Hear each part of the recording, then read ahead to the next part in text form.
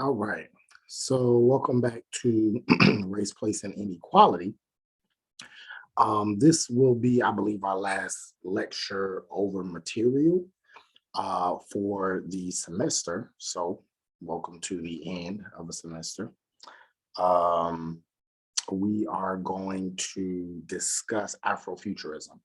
So I was going back and forth on if I wanted to give you all a reading or not, and I decided not to, really because this is actually part of a paper that unpublished paper that I'm working on Afrofuturism. I published in, I have a forthcoming piece in an encyclopedia about Afrofuturism and Afrocentrism, but this piece I'm still working on. I was working on it with a colleague. I don't know if we're still going to do it together or if I'm going to just do a separate piece, but it's this piece on Afrofuturism. So I decided to use that and just present it in a PowerPoint format as opposed to having you even read that piece um, and then learn more about it. So anyway, I'm really excited about this. This is actually one of my favorite topics to talk about because it blends academia and creativity and history. And those are all things that I'm passionate about. Those are all things that I'm interested in. And so hopefully you will find interest in this as well. So this comes with a lot of images, this comes with video links, etc. And essentially we're going to talk about, or I'm going to introduce you to this idea of Afrofuturism and essentially how race plays a role in place, but also space. And not just space, how we talked about it in the beginning of the semester with the difference between space and place, but actual space, like where, what's his name? Jeff Bezos went a couple months ago, right? So we're going to talk a little bit about that today. And then, of course, next week, you'll learn more about your exam and things like that. You know, your grades are going to be coming in and all of that as we are winding down the semester. And obviously, if you have any questions, meet me during my office hours, or you can just email me or inbox me. So with that being said, let's go ahead and go to the second slide where you will see just kind of like a layout of what this lecture is going to be like. First, we're going to talk about Afrofuturism as a theory, where it came from, what it does as a theory, and then we're going to talk about the past.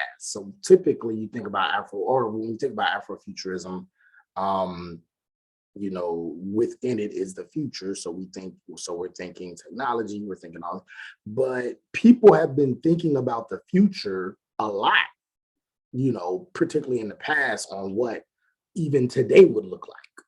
So that's why I think this notion of Afrofuturism and how people in the past, even in the 19th century, what they thought 100 years will look like, right? So in the 1850s, what they thought the 1950s might look like. And obviously, we look at the 1950s as the past, but in the 1950s, what they thought 2021 might look like, right? So these are just things that we're going to be discussing today. So we're going to look at Afrofuturism as a theory. We're going to look at how people in the past dealt with Afrofuturism, how far back this idea goes, and then we're going to go to present day Afrofuturism. So we're going to look at some of the things that have come up in Afrofuturism and post-civil rights America, as well as how we have looked at Afrofuturism in our current day, or at least maybe in like the past 20 years, at least from my generation onto yours. And feel free to share if you're interested in the topic. Reach out to me and just share with me some ideas on how you maybe see Afrofuturism and the music, the movies, the art, the things that you all engage in. So let's go straight to the third slide. All right. So is there a future for Black people? And if so, what does it look like? That is the central question of Afrofuturism. Is there a future for Black people? And if so, what does it look like? Right? So when people think about Afrofuturism, this is typically the first thing that comes to mind. And when I say this, I'm talking about that link. So I want you to click that link, look at that, because that is generally the first thing that comes to mind. So do that and then come back. All right. So you think about the most recent movie, big blockbuster hit, popular among various groups of people from different walks of life, just a huge movie, the movie Black Panther, right? You all probably saw it in the movie theaters when it came out, or maybe you have it or have access to it or have even watched it, especially if you're a Marvel fan, you follow the Marvel universe, and so you're looking at the storyline. So Black Panther was a huge hit, and this particular movie was big because it had this majority Black cast. It was set in this place, in this part of Africa called Wakanda, what that meant. And it kind of plays with the notion of Afrofuturism, right? It plays with this idea of what parts of Africa would have looked like had they not been colonized by Europeans. So Wakanda is the one part of Africa that was able to dodge colonization.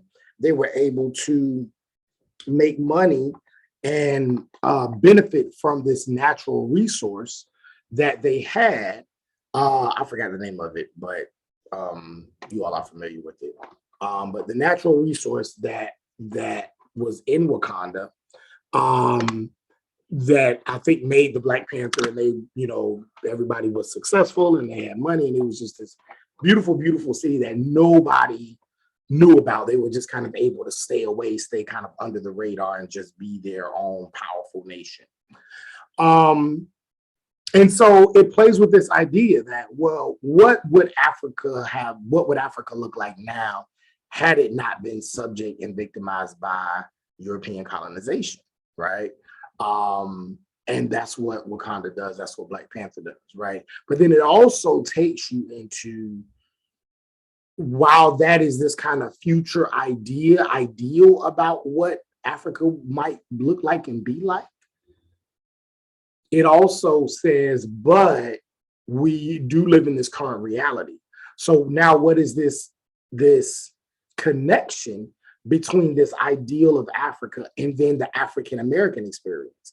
How do African Americans fit into this African experience as people who are descendants also of this continent, right? Of this culture, even though they themselves have a much different history, a different lineage, there are still these connections. So where do African Americans play a role in this? How do they fit into the story, this discourse of Wakanda? So it plays with the ideal, but it also plays with the present. And that's what Afrofuturism does. And so we think about that oftentimes when we think about Afrofuturism. Black Panther is probably the most popular display of it in the most recent years. And so again, Afrofuturism explores this question about what does it look like for Black people in the future? So we know the past, right? We know about different things, the pros, the cons, the challenges, the victories, the triumphs, the tragedies that have happened to Black people in the past. We can look at the present day. We can look and see how we have created or how we have accepted certain ideas around Blackness and Black people, how we have rejected certain ideas around Blackness and Black people, what the present day conditions of Black people look like. That is what sociology does. That is what anthropology does. That is what political science does, to look at the current present day conditions of Black folks. And then Afrofuturism says, based on these things, what can it look like for Black people in the future? And so Mark Deary, who is a part of the literary tradition, he uses this notion, what they call speculative fiction, when they're talking about Afrofuturism, this notion of speculative fiction. And what he says, and what Afrofuturism does with this speculating of what life might be like, he says essentially what Afrofuturism does is it takes these African American themes that addresses concerns related to Black people, particularly Black Americans, and then places them within the context of 20th century techno electronic culture, right? So how do we take these themes, these concerns, these ideas, themes around race, themes around inequality, themes around Africa, themes around identity, themes around feminism, all of these different themes, how do we take this and then couch it within a storyline of technology and forward movement and progression and all of these various things when we think about futurism, right? I don't know, it's an old movie now, but at the time, it was a huge, hit. It was a huge movie to kind of saw into the future, Minority Report. And one of the things that the people did on Minority Report is that they were able to take certain screens and move them this way and move them that way, and to like solve, I think they were solving crimes before they were actually committed or something like that. And people, I remember being young and looking at it like, oh, that'd be so cool. And like 50, 100 years, people be able to move screens around. And now you can set up 2 or 3 monitors and move screens across computer screens all the time, right? So it's just interesting how Hollywood and media and creativity and speculative fiction and all these things are done to help show us what life can be like, right? Using this imagination. And so Afrofuturism looks for and uncovers and reveals and explains different elements of Black history, right? And then uses creativity to say, looking at what happened in the past, what will the future of Black people be like? And how will Black people be able to exist in a space where they are free from white domination based on what we've seen in the past? And so that's what you're going to see throughout these examples that I'm getting ready to show you when it comes to Afrofuturism, right? And so what this does, what Afrofuturism does, is it puts forth this imagination that, though it's not a far cry from the reality of the time, they still deal with the reality of whatever it is that they're talking about, whether you're talking about Afrofuturism from times of enslavement to times of Jim Crow to even now. What it does is it gives Black creatives a space to look at alternate futures for themselves. And then once they see themselves in a different kind of future, then they can create that future through activism, through social movements, through political change. So you can only do what you can see yourself doing or being. You can only do what you imagine. That's why imagination is so important. If you can't see yourself doing it, then the likelihood of you actually doing it is slim to none. And so that's why Afrofuturism is so important, because it allows for Black people and Black creatives to see themselves in this ideal world and then say, you know what, even if I can't get this ideal world, I'm going to get as close to it as I possibly can. And then maybe the next generation can push us closer. And that is why people do movements and, activism, etc. So even if you look at Dr. King, who had the idea, the nerve to think, oh, wow, we can live in this racial utopia. And the United States is a great place for that because it already has this foundation, at least on paper, of a democracy, of a place where everybody is searching for and pursuing life, liberty, and the pursuit and happiness. And there is a system that is set up to help them get there. Dr. King puts on these Afrofuturist lenses to say, I can see this reality, right? Even when in his last speech where he says, I've been to the mountaintop. I've been to the mountaintop. I can see this reality. I think that this is possible. But in order for us to get there, these are the things we have to do, both Black and white people, right? So this is kind of an example. So what Afrofuturism does is it engages with and addresses the themes of inequality in the moment, like racism, like sexism, like homonegativity and poverty that plagues today's world. And then again, reimagines what that would look like in the future, whether if we are still dealing with those things in the future, or if after we have already conquered and moved past these things, what will that future look like for Black people? So yes, that is kind of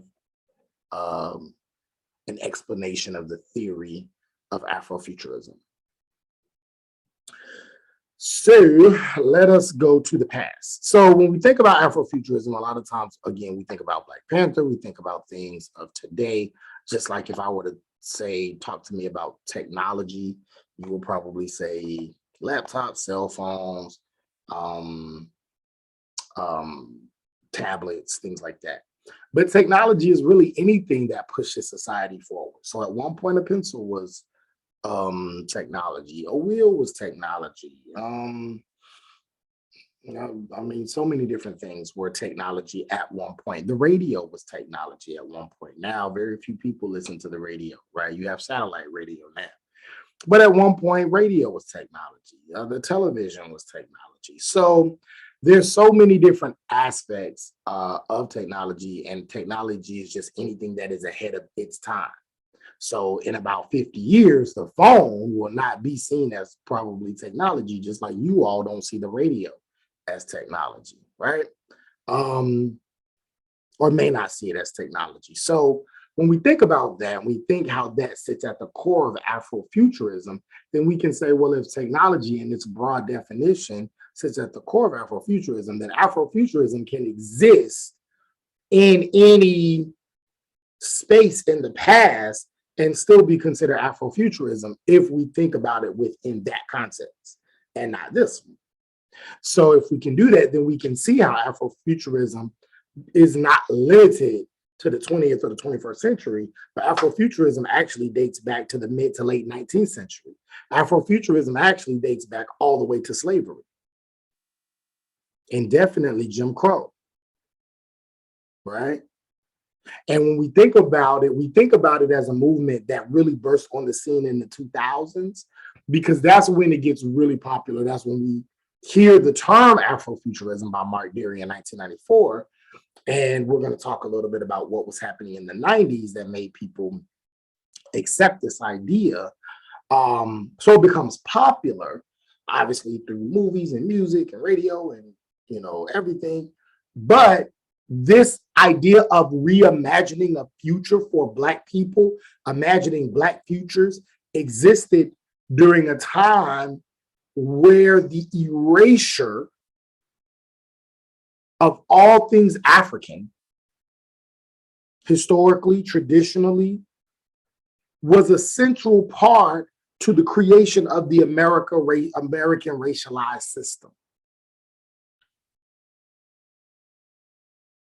It was actually the key strategy that Europeans used. It was the key strategies that white colonists used to ensure the mental and the physical enslavement of African people in the Americas.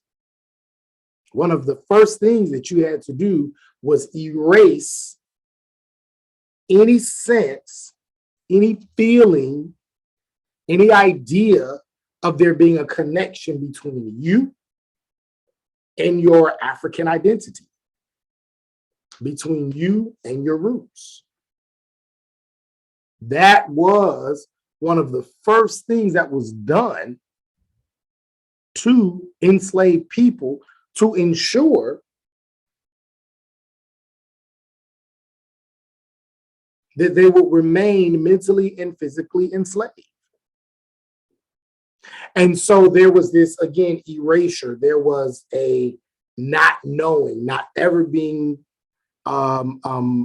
convinced or sure of one's identity, and saying, this is your new self, this is your new name, this is your new religion, this is your new God, this is your new master, this is your new family. And everything before did not exist.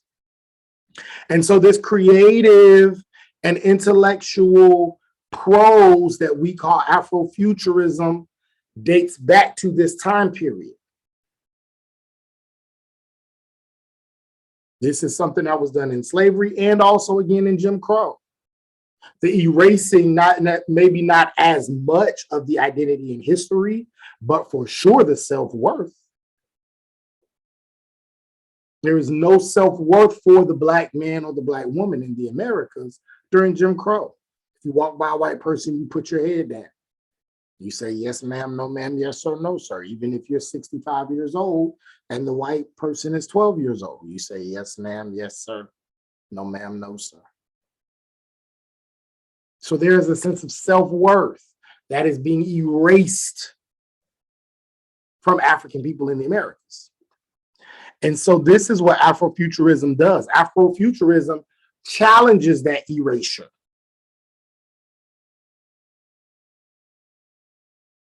It challenges that erasure by allowing Black people to see themselves as more fully human, even though their present situation did not allow for them to be seen as fully human. Afrofuturism imagines, even during enslavement, what life is like if I could be fully myself, fully human, operate in a way where I have full citizenship, whether it be in the Americas, whether it be in another continent, in Africa, wherever. What would that feel like? And then let me see it by writing it down, by spelling it out, by putting it in music, by putting it in videos. And so Afrofuturism challenged this Black erasure by allowing for Black people to, at least in their imagination, feel more fully human emotionally, technologically, both temporarily and politically, allowing for Black people to feel like they have now full and complete control over themselves, their communities, their lives. And so during this time, particularly during times of enslavement, so you're talking about the middle part of the 19th century, African-American novels imagined this alternate reality in communities for Black people. You may be asking, wait a minute, Black people wrote novels during this time? Absolutely. Frederick Douglass, autobiography of Frederick Douglass, Incidents in the Life of a Slave Girl, Olaudah Equiano, who talked about his time on the Middle Passage, Phyllis Wheatley, several Black folks wrote novels. And one brother, his name was Martin Delaney. He was an Afrofuturist and he was an abolitionist. I believe he either was from or lived in Boston. Free Black man. He decided to write a story. And the story is called Blake or the Huts of America. Blake or the Huts of America. And this is actually during the time of slavery that this was written. And what this story does, I'm going to talk about a lot of stories during this lecture, tell a lot of stories and talk about a lot of different books and what these books are about. Maybe you might want to, if you like literature, if you like English, history and things like that, then, you might want to check it out. So what Blake or Huts of America does is it is one of the earlier works by a Black author that tells a new story of Black Americans and Cubans. And what he does in this book is he allows for Black Americans and Cubans to organize themselves, and they complete a successful revolt against their oppressors, both the Spanish as well as the English, the Spanish in Cuba, as well as the English in the Americas. And even though this revolt never happened in real life, he imagined this happening and what life would be like if the African Americans and the Cubans were to come together, take over or defeat their oppressors, and then come back and be free and full men and women. This was arguably the first Afrofuturist novel in the Americas.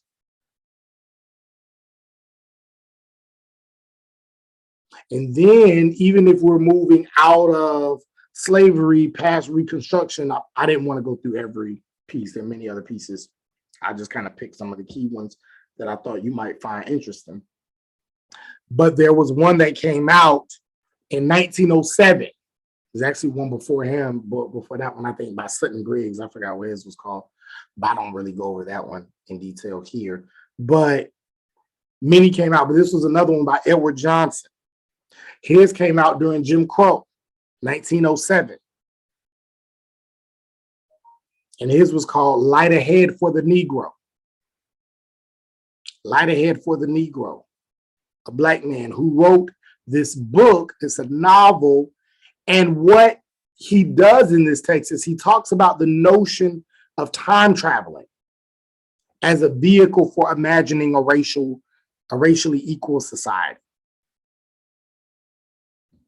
So he talks about this idea of time traveling, moving through different time frames, and how we can use the movement of time traveling to help create a much more equal society. Some people say that this is really the first Afrofuturist novel. So it just depends on what source you're using. Some people may say Blake, some people may say Light Ahead for the Negro, some people may say Sutton Griggs' work. So it just depends. But essentially what I'm wanting to show you is that Afrofuturism, when we get to the present day stuff, the Black Panther and the music and stuff that's come out in the past maybe 20, 30 years, something, you know, a little bit more current, some things you may have heard about, some things you may not have. You'll know that this Afrofuturism didn't just start in the 70s, 1970s, 80s, 90s. Sometimes people think about Afrofuturism, you know, your parents. I don't know if you listen to this music unless you just have an old soul, but like Earth, Wind and Fire, or maybe you've heard of it, or Parliament Funkadelic. That was for sure Afrofuturism, but that's a little bit more modern. So I'm just saying that before we get to that, which I'm going to talk about in a second, these ideas actually date go further back, so that we know exactly where these ideas come from. Now, Afrofuturism it wasn't just something that men engaged with. Afrofuturism is something that women engaged with as well. Okay? Women engaged with Afrofuturism as well. Sister by the name of Frances E.W. Harper. Frances E.W. Harper, early Afrofuturist and feminist, wrote a book called Iola Leroy. Iola Leroy, she was one of the first African-American women to become published in the United States. And she wrote a novel. And the novel was entitled Iola Leroy. And what she does with this novel is she envisions a world where not only Black people have a different life, an easier life, a life that is much more egalitarian, much more equal, but she also goes a step further and says, in this world, women are doctors. What? Women are doctors, women are teachers, And this was something new. No one ever really thought about that before. Well, I'm pretty sure people thought about it, but she was one of the first Black women to write about it. And imagine this world. Imagine a world where women are doctors, women are teachers, women are the influencers, and Black people were able to live peacefully. Whether it was with or without white people, regardless, there was a peace that existed among Black folks in her story. And so again, it's important for us to realize that although Afrofuturism is imagining what life is like in the future, it still deals with and reflects contemporary issues, contemporary media, contemporary literature. It plays with the present and the future, well, really the past, the present, and the future, and plays with it all together.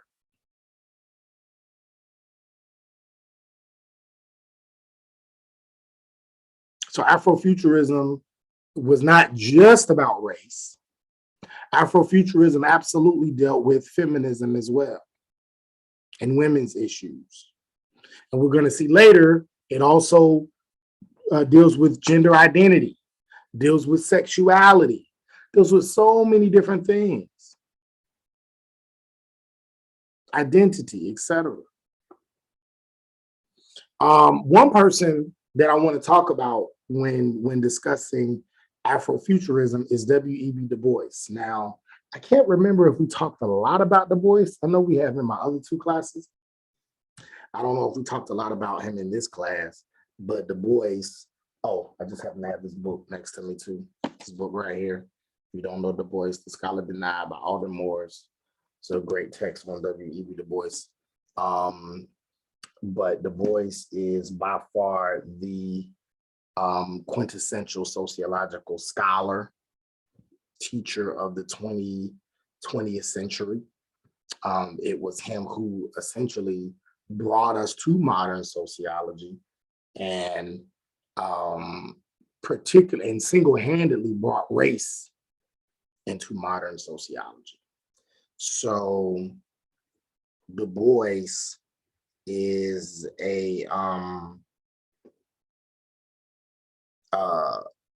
is an important figure. You probably have seen or heard of the book or read the book Souls of Black Folk. If you are a race scholar, if you want to be a race scholar, then you must come into contact with that text. There's no way around it. And many other texts by Du Bois, whether it be Dark Water, Souls of Black Folk, Philadelphia Negro. I mean, we can just go on and on, Black Reconstruction, et cetera, et cetera. He was a quintessential historian and sociologist and scientist of the 20th century, social scientist. Okay.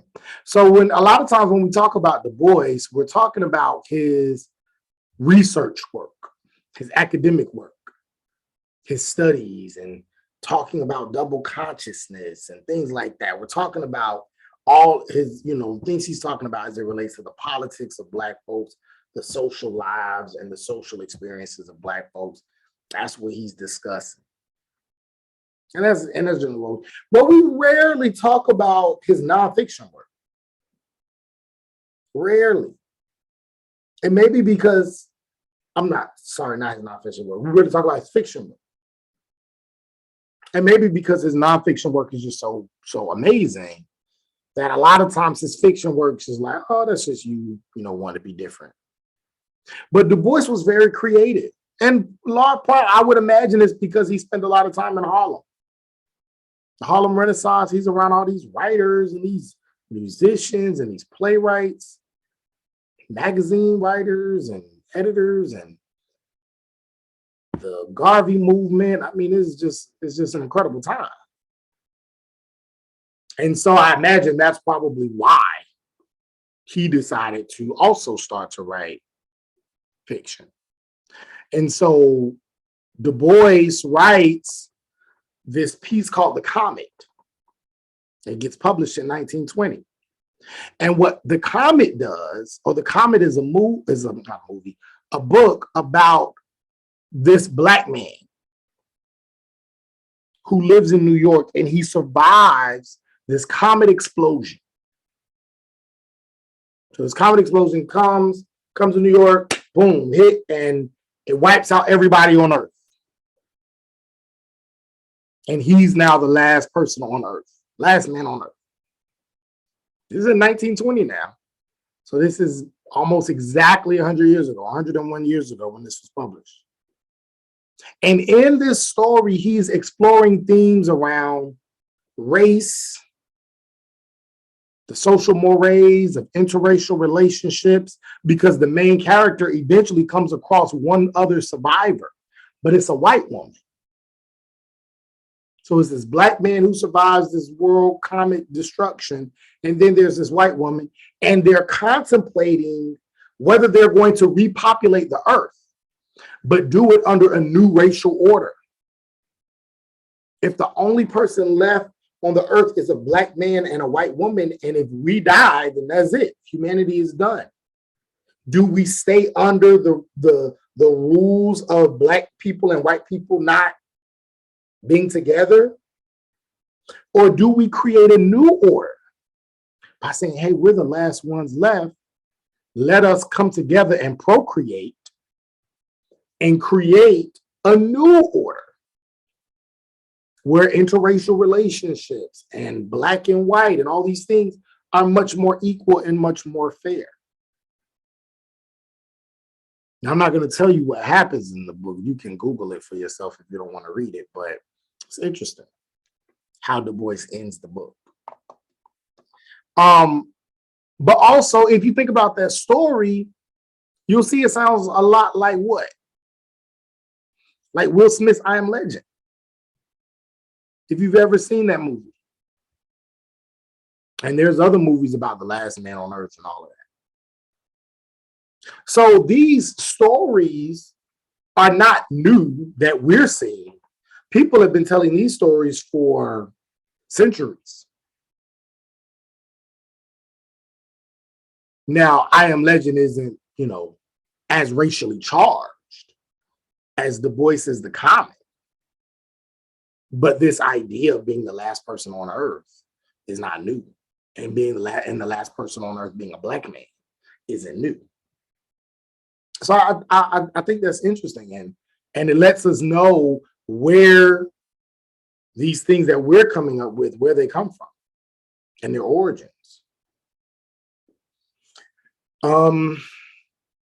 Another story that Du Bois writes, very, very much Afrofuturist. It's called Jesus Christ in Texas. Jesus Christ in Texas. It was actually once referred to as Jesus Christ in Georgia, but the more popular title is Jesus Christ in Texas.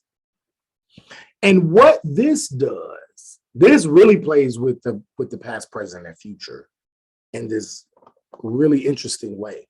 Du Bois explores the idea of a non-white Jesus. This non-white Jesus that lives in the South. There's a very short story. It's not that long.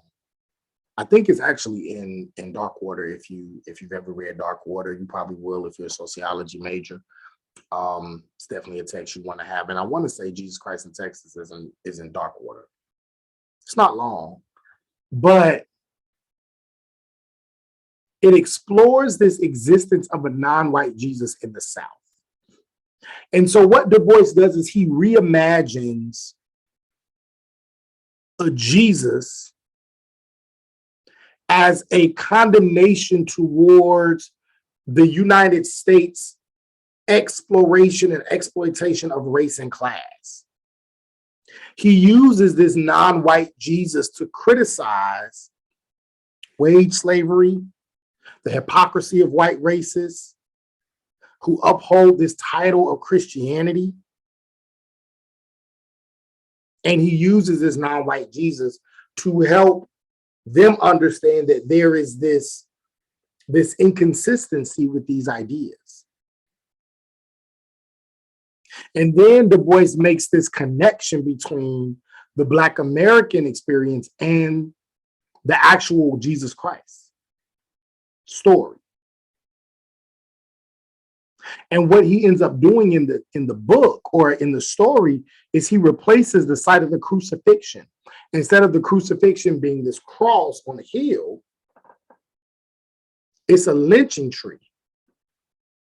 So Jesus is actually hung by a white mob at the end. Instead of being lynched by the Romans, instead of being crucified by the Romans, as told in the Bible, he's lynched by white men in the South. But right before that, he tells this black convict that you shall be with me in paradise. Very similar to what Jesus says in the story when he's being crucified, and he tells one of the men who's being crucified with him, today you will be with me in paradise.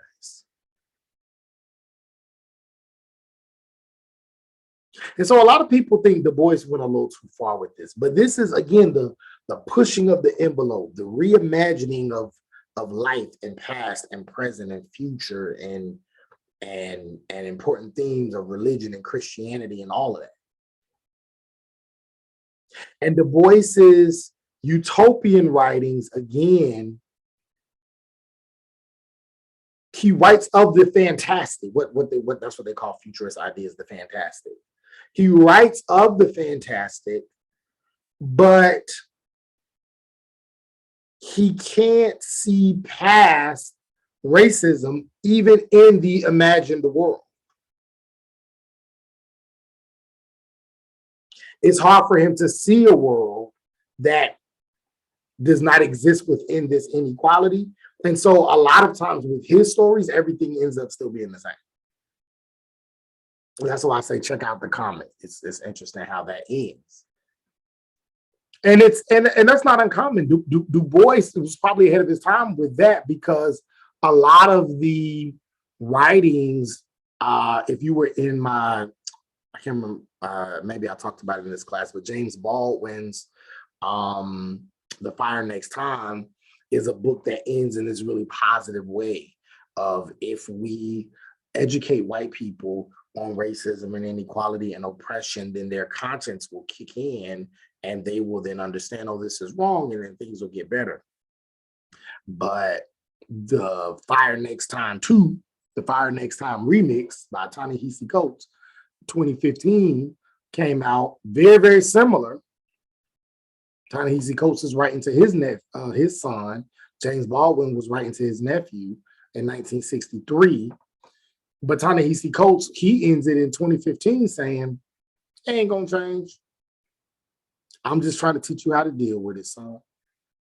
We've been trying to change this for a long time. And so Du Bois is more like Ta-Nehisi Coates, even though Du Bois is releasing this stuff in 1920, in the early 20th century, and Ta-Nehisi Coates almost 100 years later. So some people say Du Bois is a pessimist. Others may say, hey, maybe he's ahead of his time. Maybe he understood something about the intricacies and the perpetuity of race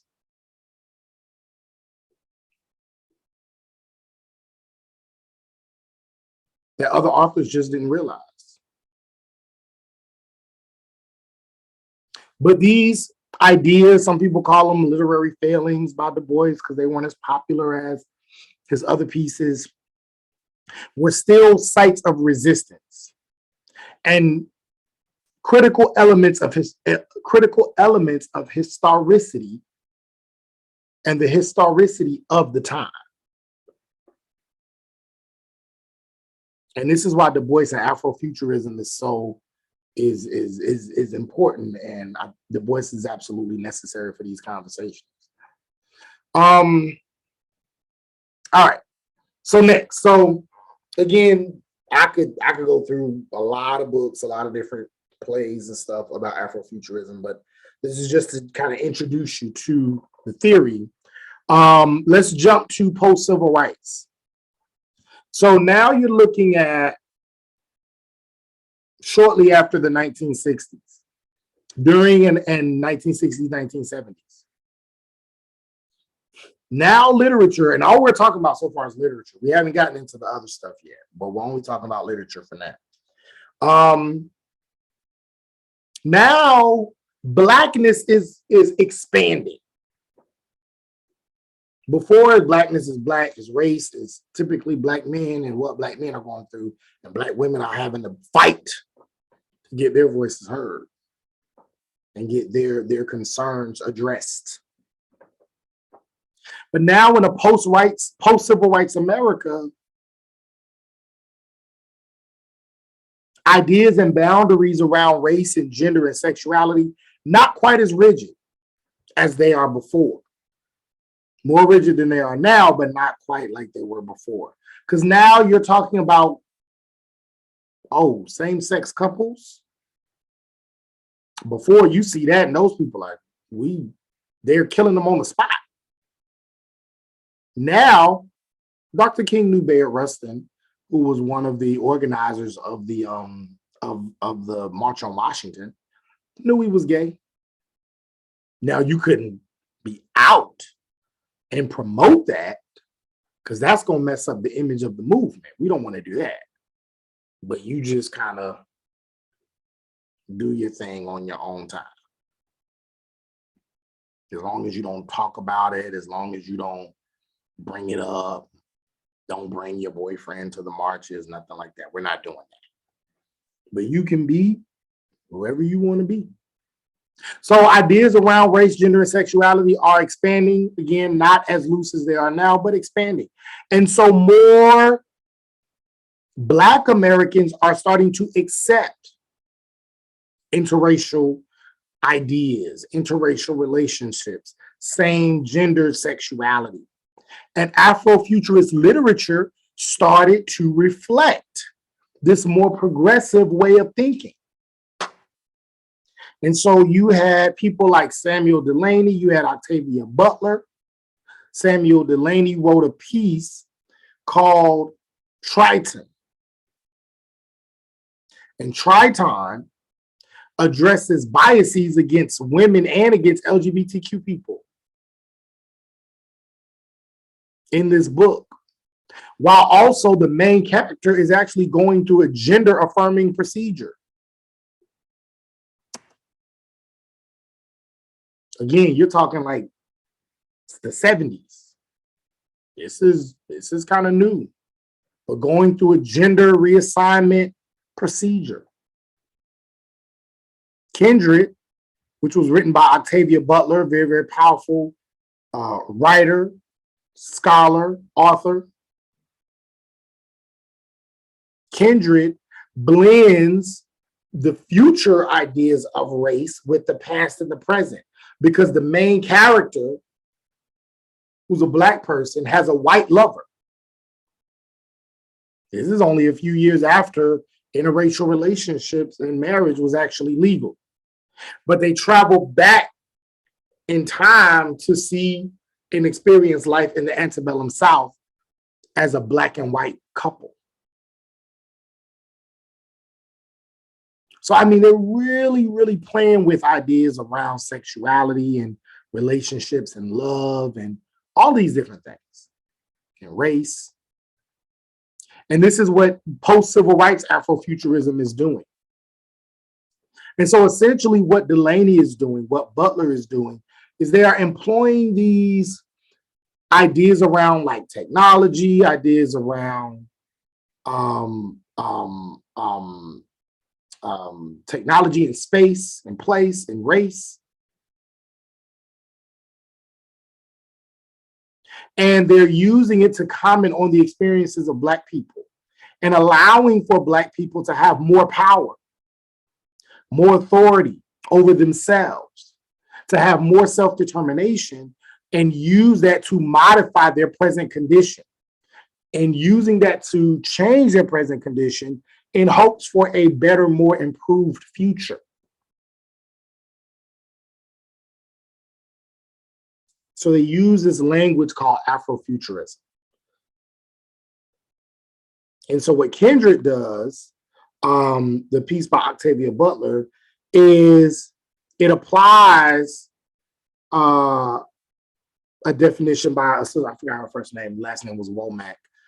This description of Afrofuturism by blending the past, the present, and the future with this white main, or with this main character and the white lover going back and forth between the antebellum South and the present day.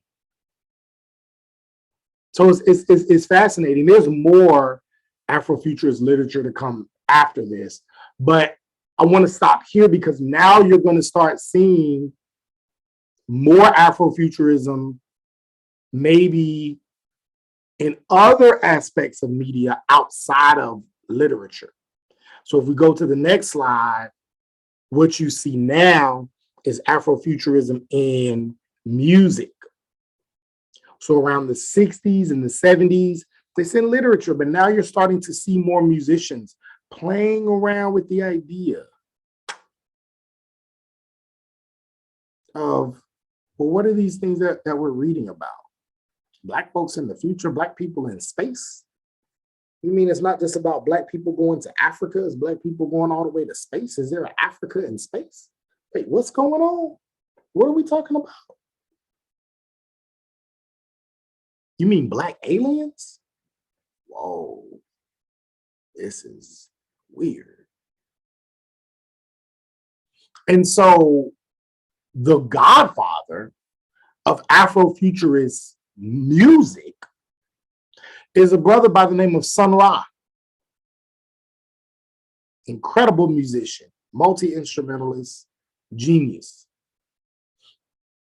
His birth name was Herman Poole Blunt. He was born in Birmingham, Alabama. But he played the piano and he played all these other instruments, but he also read a lot of books.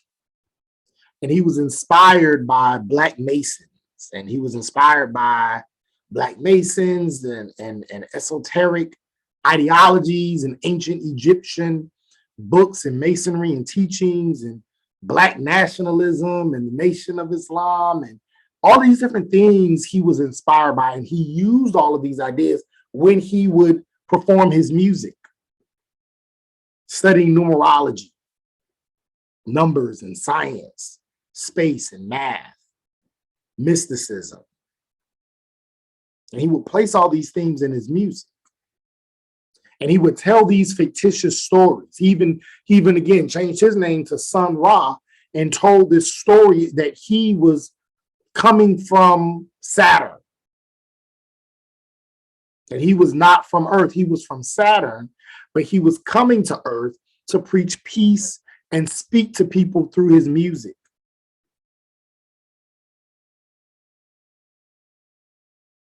And what he did was he used his music as this creative brand that eventually became profitable for him. Essentially, he started to tour. He created a band. He started to tour. He started to record, and he even created a movie. It's called Space is the Place. Actually, a pretty good movie. It's on YouTube. You can watch it if you like this kind of stuff. I watched it. It was good.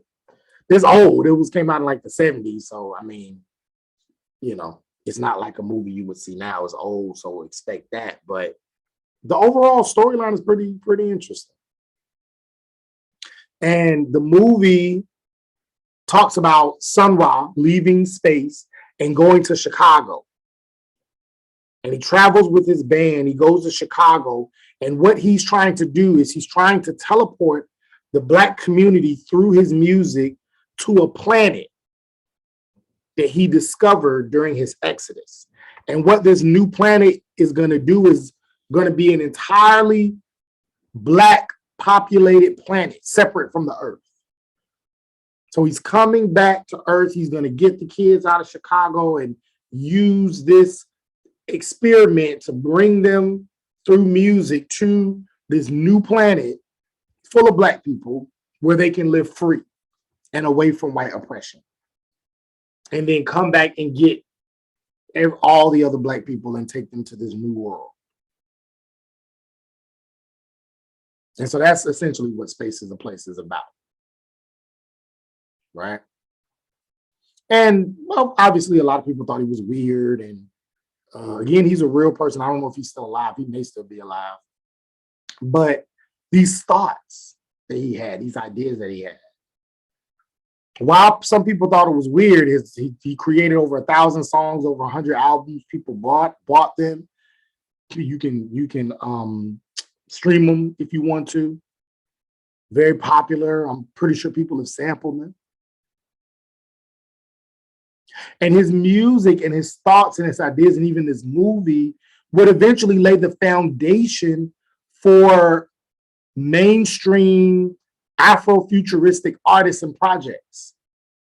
Even though Sun Ra may not be as popular as he should be, his music inspired folks like Jimi Hendrix. I'm pretty sure you probably heard of Jimi Hendrix, right? Jimi Hendrix, he created an album called Electric Lady. Electric Lady Studios was his famous studio if you're into music and sound engineering and stuff. Very, very famous studio in New York. Right, where Jimi Hendrix recorded is supposed to have just this incredible sound and rock, gospel, hip hop artists, like everybody, jazz artists just, record there. In Electric Lady Studios. It has this beautiful sound. So Jimi Hendrix, very much inspired by Sun Ra. Right? Outkast. Some of you may be familiar with Outkast, some of you may not. Outkast was a hip hop group in the 90s, and they were from Atlanta, Georgia, and they came out with this album called AT-Aliens. So they were a rap group, just like any other rap group, and their first album was really successful. But their second album had these like alien sounds, and it came out in 1996. It was just real weird. Some people were like, what are they doing? It sounded good, the music was good, but it was just like, and they were like talking about like going in space and like black people, and it was just all these different themes, very much like Sun Ra, but it was just more rap. It was just in rap music. So they of course incorporated, popular themes in rap music, but it was just different, and people loved it. Sold a lot of albums, had a lot of hits. I think they even got a Grammy off of it too. In fact, that link up there is a link to a video I want you all to watch. I'll talk about it in a second. I want you all to watch this video. It is a video from that album. And we'll talk about that in a second. But yeah, so Outkast, AT-Aliens, very much reminiscent of Sun Ra. Their Outkast is way more popular, but very much like what Sun Ra was doing, mixing new ideas and addressing racial equality and poverty and space and time and escapism and erasure and identity, being oneself, being who somebody wants to be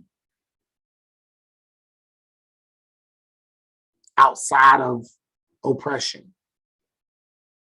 love, sex, all these different themes they're dealing with in this text. In this album. Janelle Monáe, some of you may have heard of Janelle Monáe, some may not. Janelle Monáe had an album out some years ago called Archandroid.